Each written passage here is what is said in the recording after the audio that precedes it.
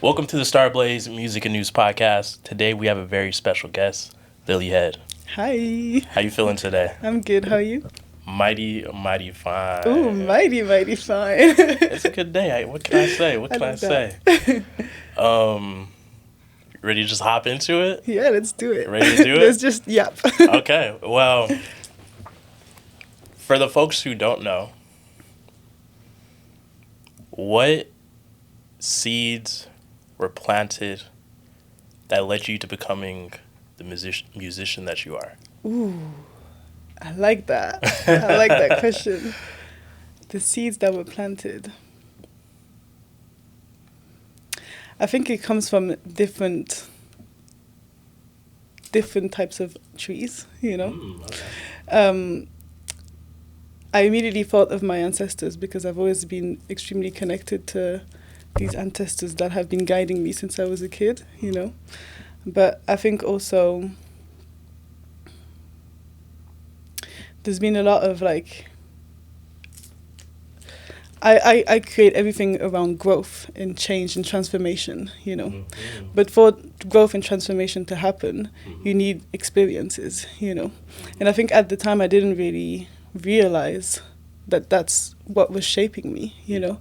But I think all of the experiences that I had in my life were the seeds that were able to that were planted for me to be able to alchemize that and create something in order for others to receive them and myself too, you know. Absolutely. I think that's what I think the seeds are. I like that. Okay. So I was doing a little research on you. Mm-hmm. All right. And Here we go. and your mother or your grandmother was an opera singer? My grandmother. Your grandmother was an opera singer, and then your mom was a teacher? Something No, like that? graphic designer. Graphic designer. Yeah, I was yeah. way off on that one. But so okay, I get where you got that. My gran was also a singing teacher, Oh, and she okay. taught me how to sing. So okay. You weren't wrong. Okay. I was in the right ballpark. You were there. So, opera is such a very particular, art form, especially in the realm of music, and I feel like, in some ways, it's kind of a lost art form. But I'm curious, how do you see that influence showing up in your music today? It's funny because I was actually thinking about that yesterday while I was singing, and I didn't grow up with her when she was an opera singer because when I came on this earth, she was a singing teacher, you know. So I didn't feel the influence when I was a kid because I never really heard her sing like that, except that when she sang, obviously you could feel the influence, you know, which probably has had an influence on me too because she taught me how to sing, you know, even though at home I was in my R&B hip hop, you know, and soul vibe. But yesterday when I was singing, I realized that there's notes that I can hit even though I'm a contralto because she was a soprano, and just the way that I approach certain notes, which is something that I hadn't unlocked before, I can see the influence of her, you know, but it's something that I only understand now. Yeah. And that growing up, I wasn't really conscious of it. Yeah, you're not aware, know? but yeah. Now you have the ability to kind of look in hindsight and kind of almost detach a little bit and kind of see. Yeah, and observe. Exactly. You know? Especially now, I feel like I'm more grounded within myself, so I'm able to access different parts of me, you know. And so from that, I kind of just go get where I feel like What's there's needed. a nudge, you know. I get you. What's needed, and so. I get you. I think that's why I'm able to access it now. Okay. There's a lot of stuff I want to touch on. Yeah, I can see your eyes are But I think the first thing is I feel as a kid, when you grow up around music, there's always a particular artist that just speaks to you from a young age. And you don't necessarily know how to articulate why or what it is about this artist. Yeah. For me, it was Lupe Fiasco and Outkast. I'm curious, who are some of those artists for you? There was so many growing up, but at the same time, there's so many that I forgot, you know? So I always get nervous with this question because I was I need to say the right names. But one that always came back was Etta James and Otis Redding. There's something in the way that they sing. Absolutely. And that they just transpire emotion. I feel like it always touched me like deeply, and I think it encouraged me to be like, oh, you feel that, so you need to be able to express it, you know. And obviously I grew up with like the Beyoncés and this, you know, all of that, but I think there's so many different genres that have influenced me. And it's funny because a lot of people compare me to Sade, and I didn't grow up really listening to her, or like I love her music, but she hasn't influenced me consciously, except that recently my mom told me that she used to listen to her when I was in her stomach, you know. Wow. And so I'm like, oh, that's where it comes from, you know, because I never really understood, because everybody keeps telling me like, Sade, yeah. And I love that compliment. I absolutely love that compliment. It's a good one. But yeah, I think that influenced me subconsciously. You know? Okay, I feel that. You also like touched on like, you know, being able to detach and like pull from these different places. And you said that comes from a place of being like grounded within yourself. What was that? What did that journey look like for you? Or was it just off rip? You're just like I'm here. No. Well, I think I'm an Aquarius moon, so I was born a bit detached, but at the same time I care deeply about a lot of things. And I think my journey has been diving into that darkness, you know, because I think sometimes we have a hard time really acknowledging our emotions, which and because of that they keep coming back, you know. And I think the key to detachment, one of the keys to detachment is actually acknowledging what you're trying to detach from, instead of like running away from it, you know. And I wrote a book, and that has helped me a lot. Like, just you wrote a book, or you bought a book? I wrote a book. Oh wow! Okay. And I think since then I really felt the shift, you know. And I think music and just like learning to just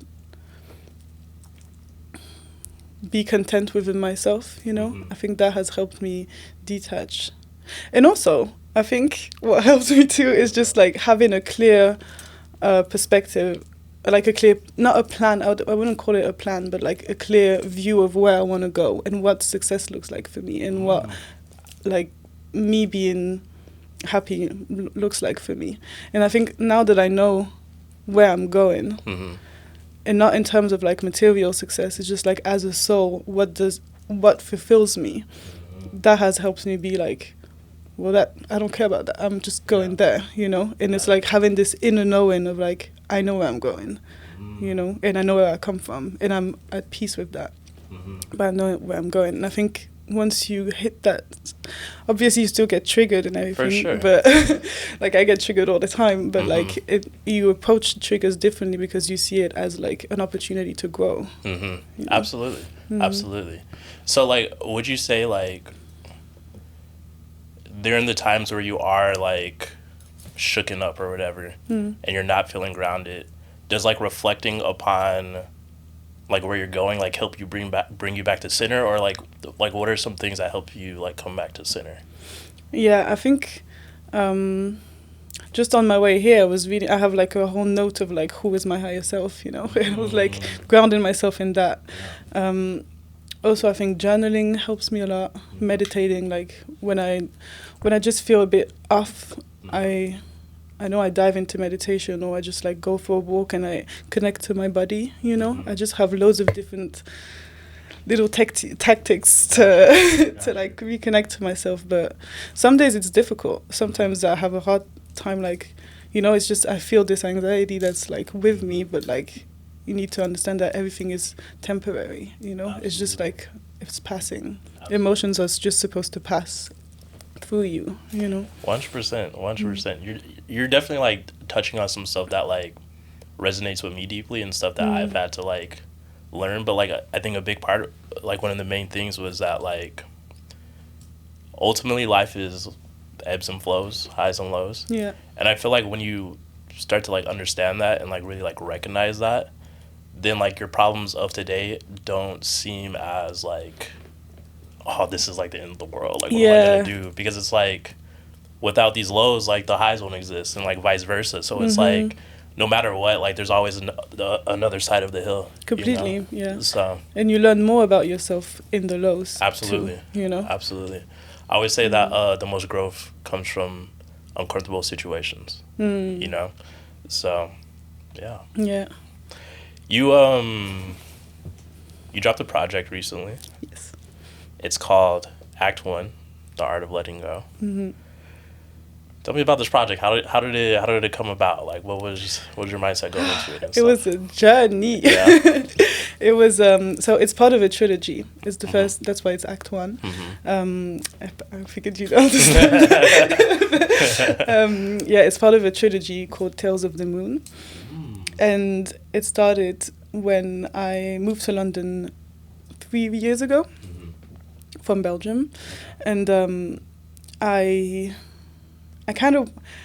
was forced into a spiritual awakening and just like a big transformation, and then add to that the fact that I was in a new city, I was starting from scratch, and it was just a lot, and I already knew I wanted to make something, and alchemize that into something, but I didn't know exactly what, and I just knew it was going to be a big project.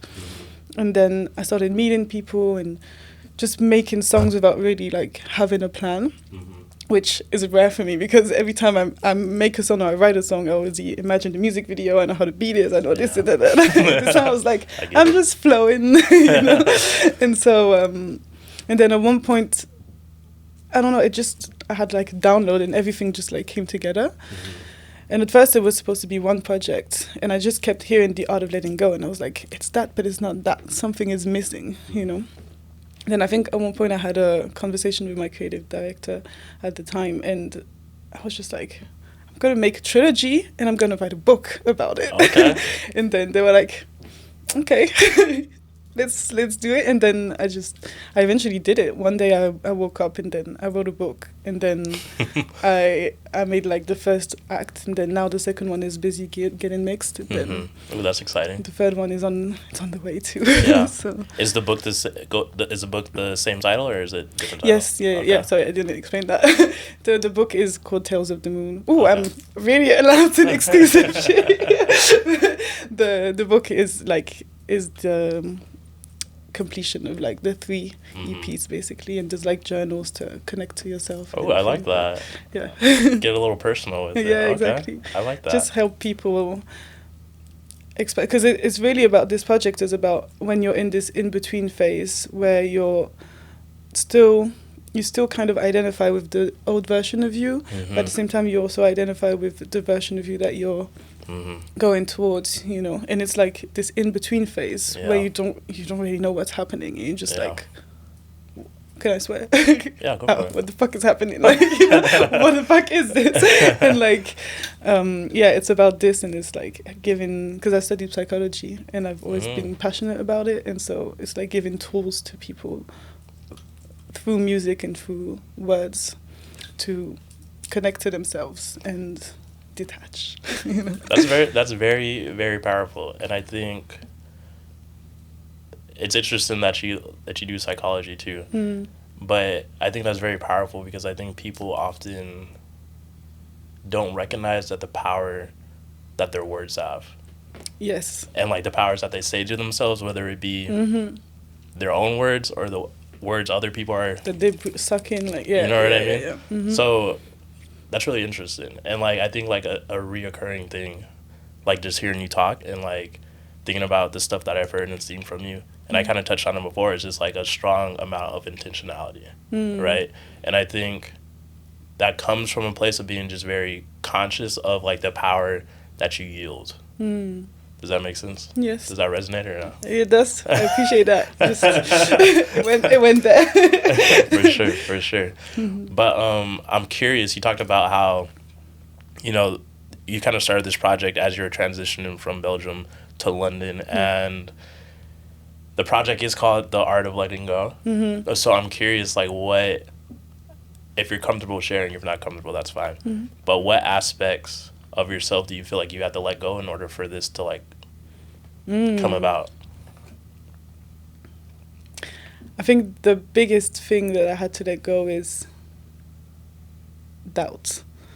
You know, I think I was a version of myself where I was just constantly doubting myself, but I wasn't, and it's funny because I wasn't doubting my art or what I created, but in a way I doubted that I, as a person, had the shoulders to carry that, you know, that resonated. I do know. And I think it's very common with artists and just people in general, you know, but like, we know there's only us that can do that, but it's like, we've just like heard so many things, or went through so many things that at one point you just stop believing, not in it, but in you as a human, you know. And I think it was very hard for me to accept that, because that I'd had to like face the fact that I had created my reality, you know, by thinking that. And so, and I'm still like taking out layers, like, you know, just this one I was journaling, I was like, I do this, but I feel you. Yeah, I think that like ties into like my next question. It was like, you know, you said you feel like you had to let go of doubt, but like, do you think like letting go is a one-time thing, or do you think it's always a continuous process? It's always a continuous process. Yeah. Healing is always a continuous process. 100%. It's like, it's part of life, you know.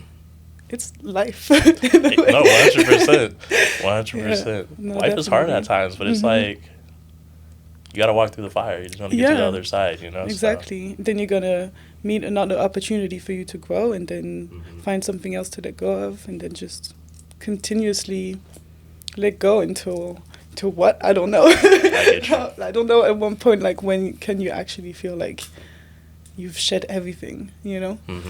Has anybody felt like they has shed anything? Maybe you know, maybe the Buddha. I don't know. Maybe. I feel it. So, your music is very much based off what I heard. I haven't heard all your stuff, but I've heard some of your stuff. Yeah. But your music is very much rooted in, like you said earlier, like transformation. Yeah. And I like it. It's crazy you brought that up, because it's like you're aware of it, but but it's very much rooted in like transformation, love, and self-acceptance. Yeah. Were those aspects things that like were just instilled from you from a young age, like this sense of self-love, or was it something that you had to learn? You mean in my music, or else like as a human? As a human. No, I think it's something that I had to learn. Yeah. Yeah. What was that process like? Just of self-acceptance. I think it went through loads of different. I think I was challenged in loads of different ways, in terms of like there was always been like a contrast within like even my relationships, or just even like the way that people relate to me, you know, in terms of, for example, I was in an all-white school, so I was bullied, you know, but at the same time, like, I was seen as like this exotic thing, like, you know. Yes, so it was like I was praised, but I was bullied. So it was always like, oh, but I should accept myself, or but I'm not good enough to be accepted like that, you know. And so that has followed me a bit everywhere, you know, until a certain point. And I think at one point I had to like actually like take my ground. How do you say it? I don't know. Stand your ground. Stand my ground and be like, actually, no, like it's either this or this, but it can't be that, you know. So I think that's the work that I had to like do, of like, just letting go of that. I feel you. Do you think self-love is it like a feeling thing, or do you think it's more about a discipline, for lack of better words? I think it's both. Yeah. It's a feeling that you embody, you know. I think you embody self-love. And it's not like, oh, I feel like I love myself, but it's like, I feel that I love myself. It's like, and I'm going to take care of myself. And so that's where the discipline comes in, you know. It's like, okay, I'm choosing to take care of myself in a way that makes sense to me, you know. But yeah, I think it's a mix of both. What do you think? I feel like, in a way, like, I think sometimes you kind of have to fake yourself out as far as the feeling aspect. Yeah. So I think, like, sometimes, like, you need to look in the mirror and be like, oh, I love myself, when you don't really do it. Yeah. And I think that discipline, in a sense that, like, you need to show up for yourself and, like, just take those small steps, whether it be, I'm going to get out of my bed today and I'm going to clean my room, or, like, I'm going to try and sit and meditate for 5 minutes, you know, at least try. I think through the act of discipline and, like, the discipline of, like, just continuously trying to show up for yourself. Some days you won't, but that's fine. But, like, continuously trying instills a sense of self-love, because then it, like, tells you, like, oh, this is worth doing, you know. And then through that discipline, then you can really, like, start to embody the feeling. Yeah. At least that's I don't think it's, like, cut and dry. You know what I mean? I think some people have the ability to, like, get into those states where they really, like, feel it and embody it, like, just off rip. But I think to be able to, like, sustain it, I think you need the discipline, though. Yeah, clearly. And it also gives, like, you have more leverage after to be like, no, look, somebody does take care of you. Exactly. Because you keep showing up for yourself. You have the foundation, you know? Yeah. Like, so, like, when the wind comes and, like, tests you, it's like, oh, like, look at all the stuff that I do for myself. Like, I got me. Exactly. Yeah. Nobody got you like you got you. You know? Exactly. So, that's what counts at the end of the day. Absolutely. You know? And that's how you attract people who are gonna who are gonna have your backs too. Absolutely, and that's big. And, like,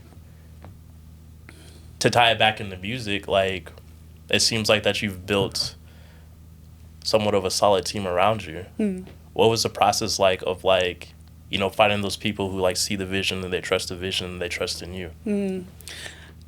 I was very fortunate, but I'm also very selective. But I was very fortunate that the first producer that I worked with, just, we never left each other, you know? It's like we met years ago. And then I came from a very, like, soul perspective. And they were like, I want just piano in my voice. And he came from, like, trap, rap, you know? And, like, a bit of, like, pop and stuff. And so he wanted to bring me there. I was like, no. And then I wanted to bring him there. And then but he also loves the music that I came from. But he was like, I see something else, you know? And then eventually we just tried so many things. And then it just happened, you know? And I tried to work with, like, a lot of different producers, but I just kept coming back to him. No, I get you. And then when I moved to London also, I started working with, like, loads of different producers too, like, was part of a collective. And then I just stumbled upon he stumbled upon me and sent me a DM. And then David, so my first producer in Belgium is Simeon Viot, and then in London he's called David. And so we've been working together for, like, 2 years now. And I'm very fortunate because he just gets my brain.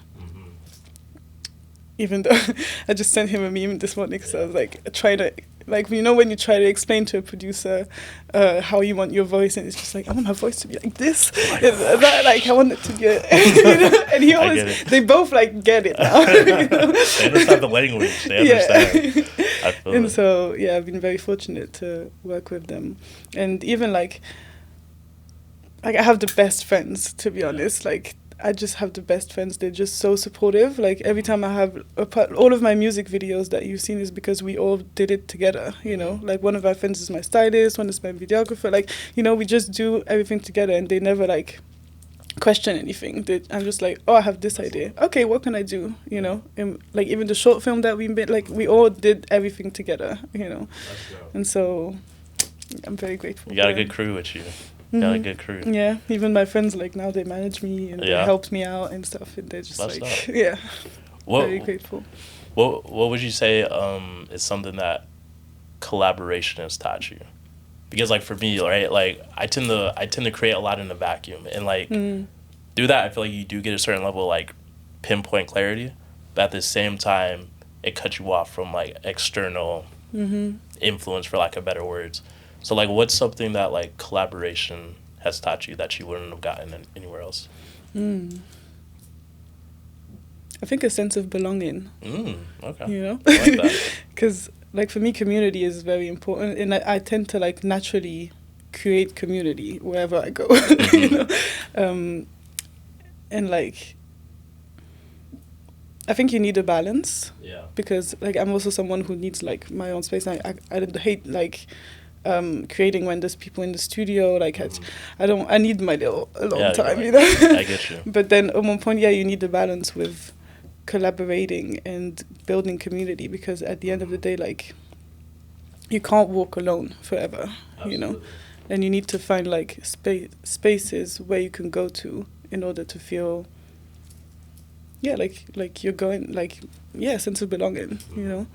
But I think it's so, like, collaboration looks different for everybody, you know. So I think it's important to know, like, what collaboration you want it to look like.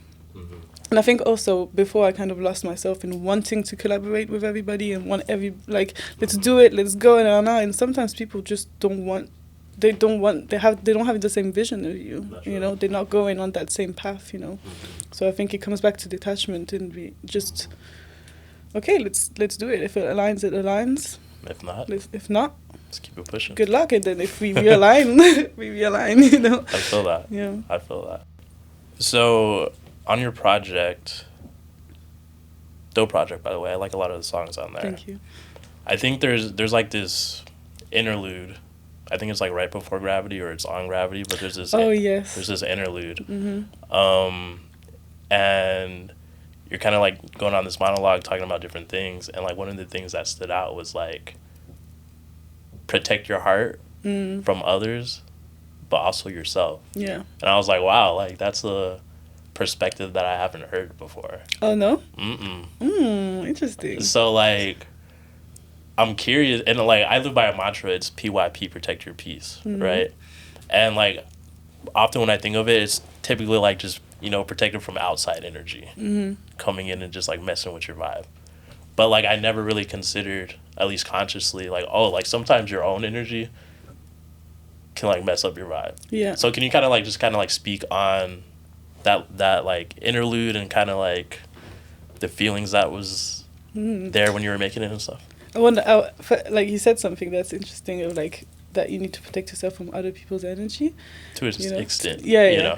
But sometimes you also absorb people's energy, and so when like, sometimes you need to protect yourself from yourself, because that energy is also still inside of you in a way, you know. It's like resonant energy. Yeah, it's like you've absorbed it, and so it's like a boomerang, kind of, like, or a mirror. And like bringing that you create. Yeah. You know? And like bringing it back to what you were saying about doubt. Like somebody could start doubting you, and then you start to doubt yourself based off of. Exactly. Yeah. And so you kind of like bring that in your next experiences sometimes, you know. I feel that. But like how it happened, it was that I remember I was in my bedroom, and I bought like a loop station, and I started recording that, and then like the song that you hear is actually the recording of me, like, with the loop station, and it was like my first time doing that. Wow. And then I did like 5 in one night. And then that one I did, and I started crying and crying and crying. Wow. And I didn't like, that made me realize, like, oh, there's still something that I need to heal, you know. Yeah. And then I wrote, I don't know when or how, but I wrote that text that my friend Esme is like reading. She'll be very happy that I did a shout out to her. There we go. And I just decided, I felt like it went well together, you know, because it's like exhaling and then receiving immediately, you know. I feel that. And I think protect yourself from yourself, but also others, is that sometimes you can break your own heart, you know. And I think you can also, there's the aspect that I touched on earlier, but I think there's also the where you sometimes you can create, or people can create like illusions so much that you hope for something, and then you break your own heart because it doesn't fit those illusions, you know. And then I think there's so many different aspects to that sentence, and I didn't really like deep it that much, but now it's making me think. I'm like, oh, that's real. And it's like, like what you're saying also makes me think about, I think like sometimes, especially like people who are like pursuing like something. I think sometimes we could get too lost in the sauce of like the vision and like having it look like a particular way, and it's like, oh, I need to take these steps and it's gonna go this way, and then I'm gonna get this. And I think if we like hold on to like this vision or these ideas like too tightly, we set ourselves up for, you know, breaking our own heart. Because like nothing ever like plans out exactly how we expect it. And it's like if you hold it too tight, then it's like you keep it contained and you keep it from like, you keep yourself from seeing the beauty of like chance and the beauty of like it just letting it be, you know, how it was meant to be. So, and it comes back to letting go, you know. There you go. Which is on brand. But yeah, and sometimes you just also, I was going to say something too, I forgot, but yeah, sometimes you also like, I forgot the word. I remember what I wanted to say, and now I forgot the word. Sometimes you have a hard time letting go of what's already gone too, you know, and so there's this sense of like yearning for something that only exists under pressure, you know. But I feel like I lost my train of thought. Take your time. We're good. We're good. But yeah, I think sometimes you just. I think it just, I have like so many, like that opens so many doors because now I'm like, okay, there's so many different like ways of explaining that sentence, you know, so many ways that we can sabotage ourselves. Absolutely. You know, and I think it's interesting. I'm definitely gonna write on that in my journal. It's like, how do I sabotage myself? Yeah. We got a journal prompt. We got a journal prompt. We're doing good. So, going off of that, how do you know when protecting your heart, like when you're protecting your heart versus like avoiding being vulnerable?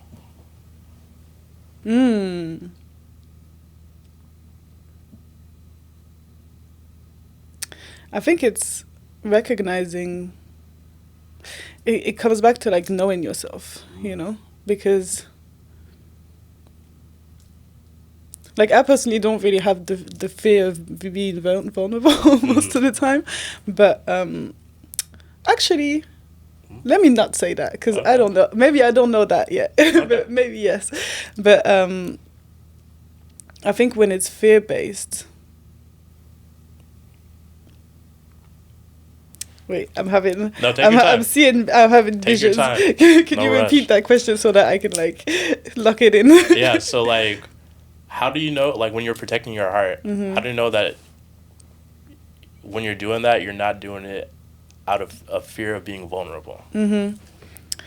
I think when you're protecting your heart, there's a sense of like intuition versus anxiety. You know, and I think when you're protecting your heart, there's this like inner knowing that just like lingers everywhere you go, you know, when anxiety and fear of being vulnerable is most of the time based on your past experiences, and it's loud, like it's unsettling, you know. But like I think a fear of protecting your heart is like your body knows. Your body knows and everything around you like kind of like suggests that maybe it's not aligned, you know. Gotcha. But I think protecting your heart can also be a fear of vulnerability, you know. I feel that. So I think it's just about grounding yourself. I feel that. Yeah, but it's hard. Like it's difficult to like pinpoint. Yeah. Yeah, like the line is like and very blurry. I think a lot of it has to do with like, and you were kind of like tying into it too, but just like a certain level of intuition. Yeah. You know what I mean? And like I like what you're talking about, how like fear comes from like thinking about past experiences and right? And like intuition is such a feeling thing. Like I don't think you think your way into intuition, you just feel it, right? Yeah. You know, so I think what you're saying makes sense in the sense that like when you walk into a room, you might feel the vibe is off, but you don't necessarily know why. You know what I mean? It's just like intuition. Yeah. Versus you like thinking like, oh, You know what I mean? Like analyzing everything. But yeah. Or directing it at you. Exactly. You know? But I think there's also like and I touched on that in my book too, like there's a blurry line in between the both, where even sometimes when you go into a space and you know deep down that you're not aligned, sometimes you can convince yourself that it's because like, oh, but maybe I'm not good enough to be in there, you know, when actually you should just not be there. But then, you know, you convince yourself. And I think like anxiety can be so loud that sometimes it's difficult to like hear your inner voice, you know. I think that's why it's good to have like different tactics to find a way to ground yourself even when you're surrounded by other people, you know. Absolutely. But I also don't think that fear is something to fear. You know? No, that's real. I think that, and I actually like I'm busy writing on that, and I feel like fear is the door to your soul sometimes, because what's on the other side of fear is actually what you desire, you know. And that fear is like that your inner bully's way of like trying to protect you. Yeah, the mind has an interesting way of doing that, right? Yeah, completely. You know, and especially like, and I know that there's like psychology behind that too. It's like the fear response like typically comes from a place of like attempting for self-preservation. Yeah. You know? Which is also a way where we need to protect ourselves from ourselves, because then that's the way that we can sabotage ourselves. There we go. You know? All ties together. It all ties together. I love it. We kind of touched on it a little bit before, but you're from the UK originally? I was born in Belgium. You're born in Belgium, right?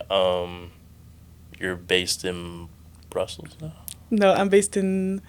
Well, I was based in Paris, and then I packed all of my things in a storage unit, and I came to New York impulsively. Oh, wait, so do you, like, live here now? Well, I'm here for the summer. Oh, okay. But I'm looking to come here. I don't know how, because, like, now the visas are very complicated. It's crazy but the how isn't in my power. I just know where I want to be. I feel it. So I was going to ask, like, you've navigated many different places. Yeah. Many different cultures too. How has being in those different worlds like helped you define yourself, and how has that influenced your music? That's funny, because it's the first time someone asks me that like that, you know. But I think it helped me with detachment, which has helped me with my music too, because now I think I'm less attached to the outcome of my music, you know. And I think that answers the second part of your question. But I think how it influenced my music is now I'm just like, yeah, let's just do something, you know. I'm just like, when before I think I was so. I was a bit stressed out, you know, and I always like I needed control, you know, knowing where we were going, and it had to be like this and da. And then moving countries, I think the first time, like, it took me 4 years to actually do it, you know. Like, you were thinking about it? And yeah. Well, I wanted to come to New York, then COVID happened. And then I was like, never mind, I'm going anyway. And then that didn't happen. And then I was hesitating between the two. And then eventually I chose London. And I was like, let me start there. Okay. But it took me 4 years from that to, like, that thought to the actual happening. And then once I did that, I was just like, oh yeah, I'm just going to New York. Oh yeah, I'm just going to Paris. I'm just, you know, I'm not as attached to a lot of things, and I think a lot of my material things are not, like, all of my things are in a storage unit. Like, I came here with one suitcase, you know, and I'm just like, I don't need all these things. Yeah. And so I think it transpires in my music too, because, like, I can really hear the music that I'm doing now, which will probably come out in the second and third EPs and the album that I'm working on too. And so I can feel that there's way more space in it, you know. It's way more airy and just, like, It's vibey. It's vibey. For It's sure. more neo soul. It's more like, you know, I can feel that I'm just more free. Yeah, I'm more free. I feel that. And so, can you repeat the first part of your question, please? Because I went in there. No, I think you pretty much answered it, but like, Okay. it was basically like, you know, how of like navigating those different spaces, like kind of like helped like influenced you as like a person. So I think you pretty much answered it. So I think also because at one point you asked if there was different cultures and different perspectives and stuff, and I think you can feel that in my music too, because like you can feel the influence of London, you know, even in my beats. Like in the next EP, I have like a guitar player, a bass player, like, you know, like you can feel that the neo soul is there, you know, and even like. I know that here I want to make music, and I'm someone who loves to immerse myself and just listen to people and listen to life around me, you know. And I think that has I felt it a lot. I think in Paris a bit less, because I knew it a lot already. You know, I was there all the time before. it was still familiar. It was still familiar, and it's quite similar to like Belgium too, and so I think the influence was maybe there before, but. And I didn't really make music when I was there. I was just, one of those seasons. Yeah. No, I get it. I get it. Now it's interesting because it's like, I relate because like, before I moved to New York, I was in Colorado, but I'm from Texas. Okay. And I moved out here, same as you, suitcase. I slept on my brother's couch for like a year. Yeah. And like, it got to a point where it was like, because like I was in my brother's space, so it was a studio apartment, so there's not a lot of room, right? Yeah. So I basically like had my camera equipment, my music making equipment, and my computer. Yeah. And like a handful of clothes, and like I got so used to like just having my essential stuff. I went home to Texas, and like I walk into like my little bedroom, I'm like, oh, I actually like own, I actually own the whole life of it. I know. I was like, wow, like, but it just brought things into perspective that like. Sometimes the stuff that emotions too. Yeah. Sometimes the stuff that we're constantly carrying and like this baggage that we're carrying, we feel like we need it, but it's like sometimes it just takes like a shift for you to realize, like to see the clarity. Completely. You know. Yeah. And sometimes that's moving. Sometimes it's like different things. But, yeah, definitely. And like in London, like I relate to that too, because like in London I moved a lot. Like in London, when you move there, you just move houses a lot. I don't know why. And so. At one point, I was like moving, and then I didn't move that much. I moved 4 times in like a year. I mean, that's a decent 3 amount. times, yeah. And I think at one point I was like, I was taking out all of my things from my apartment, and I just didn't feel my soul anymore. And I was like, these are just walls, but my soul isn't there anymore. And then I went into my new apartment when nothing was like out of the boxes, and I was like, I feel my soul, like my energy is here. And so I think that realizations helped me understand that everywhere I go is my home, because my home is my essence. You know. I like that. That was dope. Thank you. So, switching gears just a little bit after that mic drop moment. I'm curious, like, where, outside of music, where do you find yourself, like, drawing inspiration from? Ooh. It's funny, because before, I used to be, like, laser focused on music. I was like, I need to do this, and as long as I haven't done that, I can't do this, you know? And then at one point, I was like, actually, no. Let me be just a girl. And I think where I draw my inspiration now is that I'm not as focused on music, and I'm like, I still transpire music everywhere I go, you know, but like I think writing my book has helped open a lot of perspectives, and I just find inspiration just in like the smallest, simplest things in life. Sunsets, the moon, you know, like loads of moon energy. Of moon energy. I see them. I literally look up like that. I was scared moving to New York because the buildings are so big. I was like, how am I gonna live without the moon? But I can see it from time to time. Yeah, just like the frequency of love. You know, that's my biggest source of inspiration in life. And I think even just like cooking and taking care of myself, taking care of the people I love, and I think that's where I draw my inspiration. I think that's where I've always drawn my inspiration, but like even more now that I like detached from like music, you know. Interesting. Okay, there's a couple light questions for you. Who do you have? Who's in your top 3 influential artists for you at the moment? Yeah. Only 3? Mm-hmm. Okay, let me.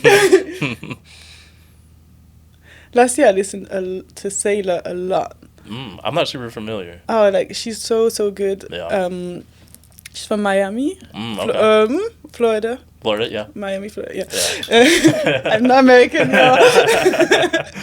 And I feel like the way that she just is like so inspirational because she just came, and I'm not saying that she's an industry plant, but she just came from nowhere, and she's doing her thing, and she's just so intentional, and I love her music. Like I listen to it all the time. Okay. I feel like she has inspired me a lot. Doechii also. Doechii's dope. I'm waiting for her. Like, where's the music? She's cooking up a fire pack. Yeah, I know she's cooking up something. Doechii has inspired me a lot. Same thing of like how intentional she is and like her music, her lyrics and everything. Like I feel like she's very intentional. Just one more. It's hard to just like, and I'm gonna go home and be like, why didn't I mention this person? But okay, I'm just gonna mention the word that comes in my mind. I'm gonna say Victoria Monet. Oh, dope. Yeah, like she. I can see. I could. Yeah, me too. I can see that. Okay. I would love to work with D-Mal, like the producer who produced most of her tracks too. So yeah, I love her. Yeah, even I watched a few interviews of her and stuff, and I really like how she carries herself and just like what she transpires. Like she has beautiful energy and 100%. Beautiful music. Oh, the mixes are so good. How did they mix it like that? It's so good.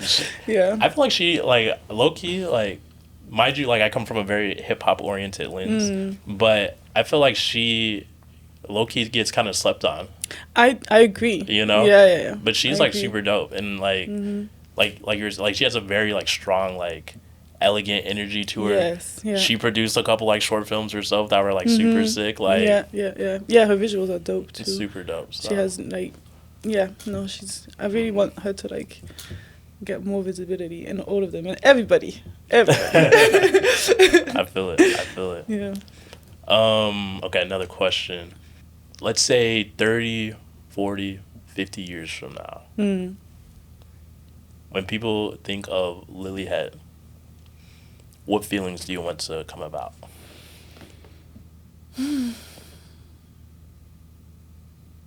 Empowerment, groundedness, just this feeling that you can just do anything that you set your mind to, you know? And just like growth. I think that's what I want people to think and feel. And I say think because like thinking is intentional. When they hear me or when they read me or when they just talk to me, you know, and just like feel safe within themselves. I think that's what I know that's what I want people to feel. That's dope. I feel like you're on the right track. Thank you. So keep on pushing. Always. Honestly, that's pretty much it. To be honest, that's pretty much all I got. But is there anything you want to like talk about in particular? Is there anything that comes to mind or no? I feel like we've touched on a lot of things. Okay. But I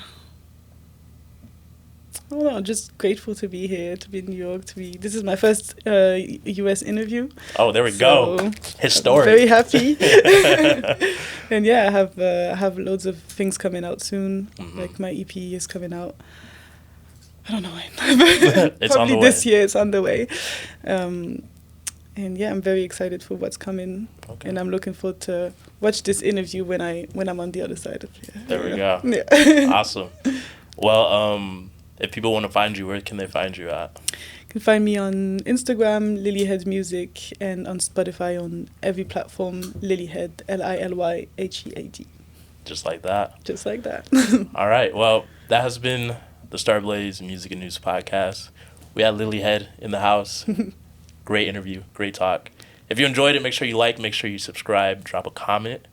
We'll catch you on the next one. See ya.